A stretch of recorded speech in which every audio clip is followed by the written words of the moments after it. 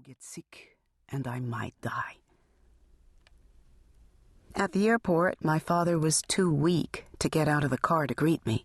The blistering heat made his breathing even more difficult, he explained on his cell phone, while waving from the driver's seat of his apple-red Lincoln Town car, a car he used as both a gypsy cab and a family car.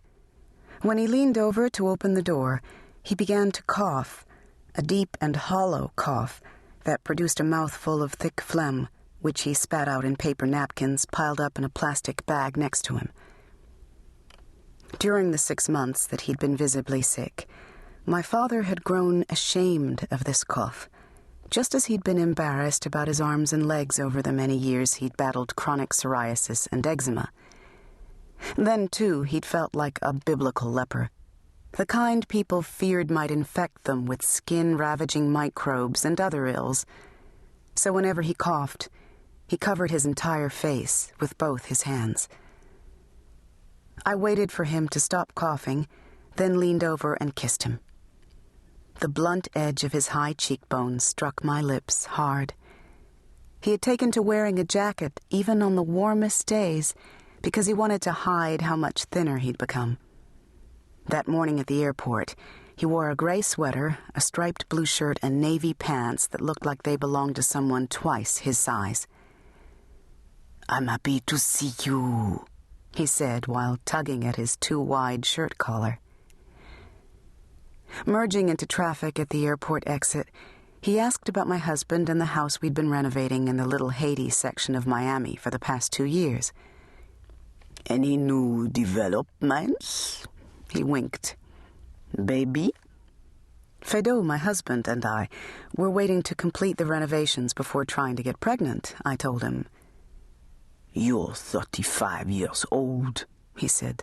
"You have more childbearing years behind you than you do ahead." Watching him effortlessly drive the same car he'd been driving for nearly a decade, I felt my stomach cramp again. We had a few hours still before his doctor's appointment, so he suggested we visit an herbalist that his pastor, a minister whose Pentecostal church my father had been attending for more than 30 years, had recently recommended.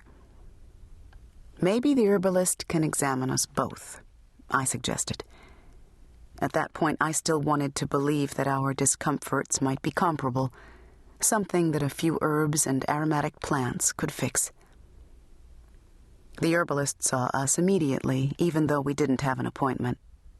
A large Jamaican woman with a knit rainbow head wrap, she motioned my father to a chair next to a machine that looked like it was set up for an eye exam.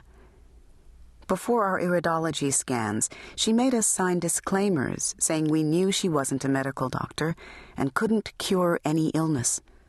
This, she explained, was a legal necessity, even though she had healed many people, as my father's pastor had told him, including some terminal cancer patients.